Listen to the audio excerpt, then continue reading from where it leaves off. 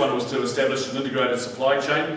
The Minister talked about this, the importance of this in the international trade market, and this is what we were able to do with the formation of Wool Partners International, and I'll talk about it briefly in a few minutes. The second strategic initiative was to establish a means for growers to collectivise, and we've done that with the formation of Wool Grower Holdings, which is a cooperative structure of our organisation, and I'll come to that briefly. And then the third one was to develop the best marketing structure within the strong wool industry, and we were fortunate enough to, through the purchase of the Wools of New Zealand brand, have what I believe is not only the best marketing structure for strong wool in New Zealand, but it's the best marketing structure for strong wool in the world. And this brand is a very poorly understood brand within this country for a whole bunch of reasons, and hopefully I'll be able to just describe the importance of this brand going forward.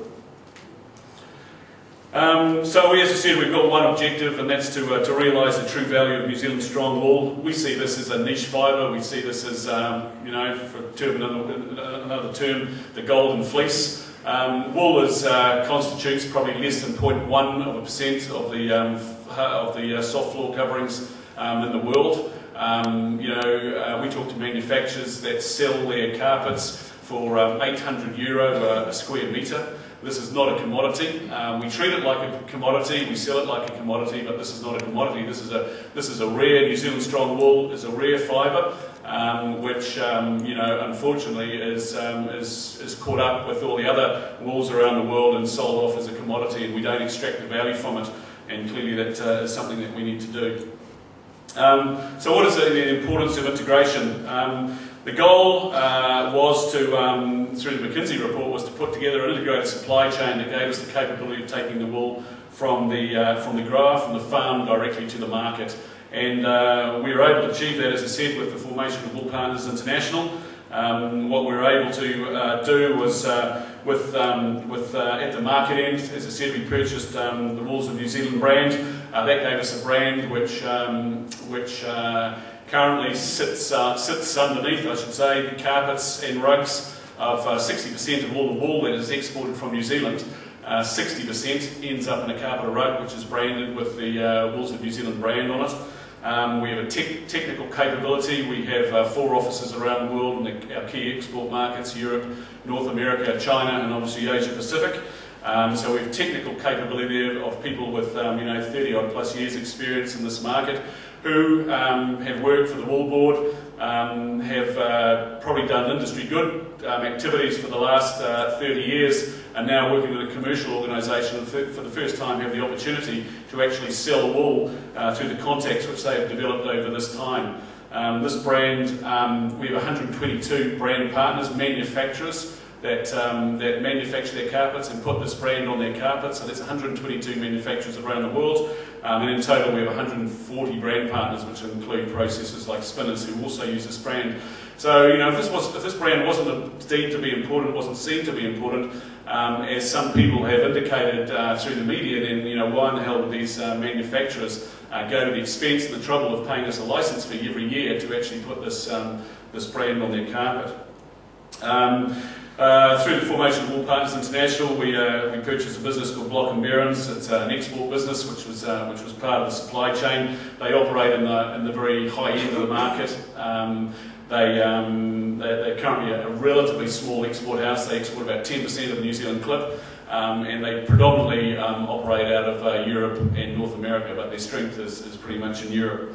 And thirdly, from the supply side, through the purchase of the PGG Wrightson wool business, we picked up the biggest procurement team in New Zealand, the largest logistics of wool handling business in New Zealand, and also the auction platform. So from a wool handling perspective, we handled about 42% of the clip, and from the auction perspective, we auctioned between 65 and 70% of the wool auction. So what that did, it's not the end of the story, but what it did, it provided a fully integrated platform where we could now manage the wool from the farm through to the end user, the manufacturer and the retailer, and manage that process, which is, as we'll come to, explain that importance. So, as I said, the importance of that supply chain, we've now tried to link this, and this is a slide I talked about, trying to get it all onto one piece of paper, linking the growers through the management, the handling of the wool, through to the sales and the export of the wool, and through to the market, the all-important market at the other end. So our vision from the grower side was to empower growers. And our vision on the handling side is to optimise processing efficiencies for the wool. On the sales side is to build seller strength, and by building seller strength, obviously we will start to get better returns for their wool as we become price makers as opposed to price takers. And from the marketing side, you know, the all-important demand creation, creating market demand for the New Zealand wool. If we look at just from the grower's perspective, as I said, our vision was to empower growers. The principle is to unify the growers. The objective is to represent 60 to 80% of the growers in New Zealand through Wool Grower Holdings, the cooperative, which has a 50% equity in Wool Partners International, but actually has grower control. They have they appoint 4 of the 7 directors on the board are appointed by the cooperative, so they actually control the organisation. So, and when I say they have 50% equity, over time that can increase to in time anything up to 100%, as PGG Rights and the other equity shareholder have stated that they will trade down their share over time if the demand was there from the growers. So I think it was Don who mentioned the importance of the growers having equity and owning the industry in which they operate, and having ownership in that supply chain, and this is the mechanism which will achieve that.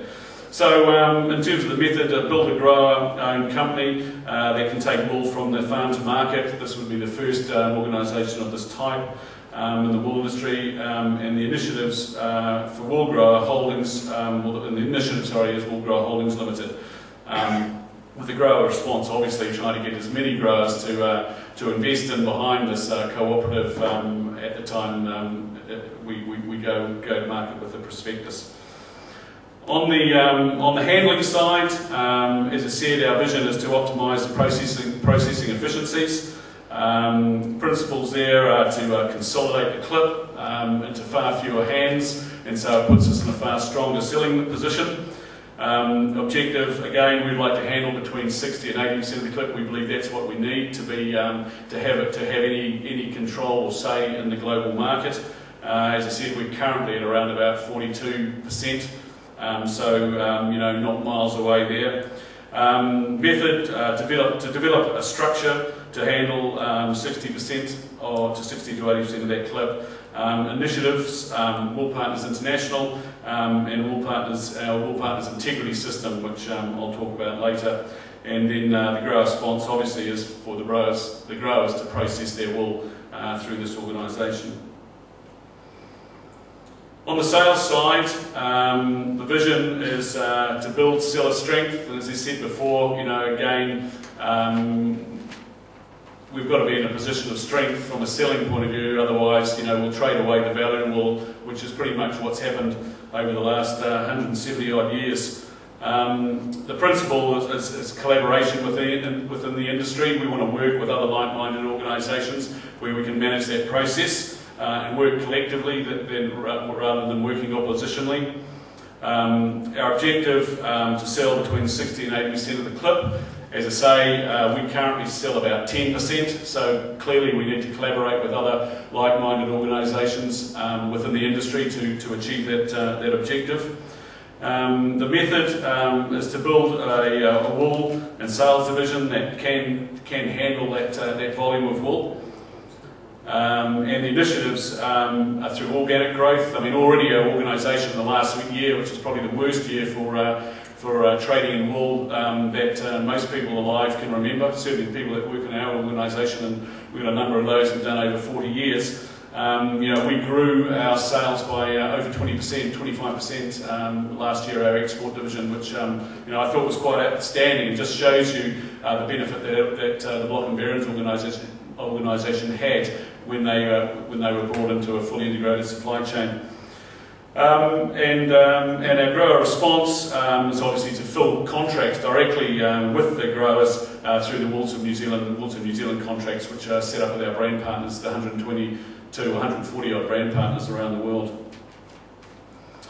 And from the marketing side, as I said, vision is to